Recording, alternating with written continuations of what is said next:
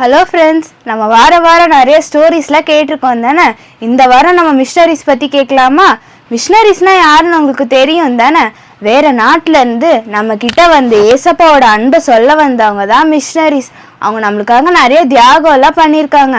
அவங்க தான் நம்மளுக்கு ஹாஸ்பிட்டல், ஸ்கூல்ஸ் எல்லாம் இன்ட்ரடியூஸ் பண்ணி வச்சாங்க.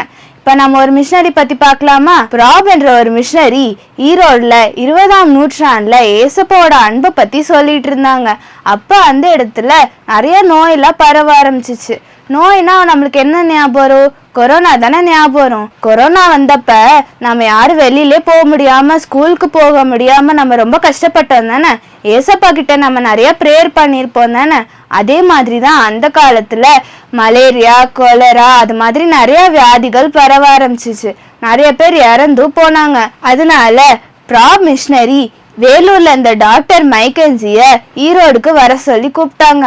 எதுக்கு வர சொல்லி கூப்பிட்டாங்கன்னு உங்களுக்கு தெரியுமா? அந்த காலத்துலலாம் பெண்கள் மேல் டாக்டர்ஸ் கிட்ட ஹெல்ப் கேட்கறக்காக வரமாட்டாங்க. அதனால நிறைய பெண்கள் இறந்து போனாங்க. அதனால டாக்டர் மைக்கன்சி டே அண்ட் நைட்டா எல்லாருக்கும் ஹெல்ப் பண்ணாங்க. அவங்களுக்கு அந்த நோய் பரவிரும்னு சொல்லி பயமே இல்லாம எல்லாருக்கும் ஃப்ரீயா ட்ரீட்மெண்ட் பண்ணாங்க. அவங்க ஏசப்பாக்காக 15 வருஷமா ஊழியம் செஞ்சாங்க.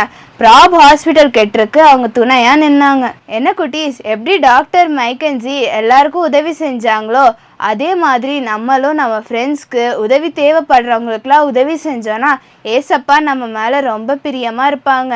என்ன குட்டீஸ், இப்போ ஒரு வசனம் கற்றுக்கலாமா? சுவிசேஷத்தை நான் பிரசங்கியாதிருந்தால் எனக்கு ஐயோ. 1 கொரிந்தியர் 9:16. இப்போ ஒரு பாட்டு கற்றுக்கலாமா? நான் ஒரு பறவை பறந்து சொல்வேன் இயேசுவின் உறவை.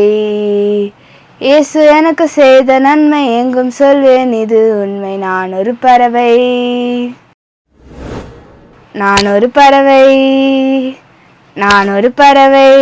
பறந்து சொல்வேன் இயேசுவின் உறவை.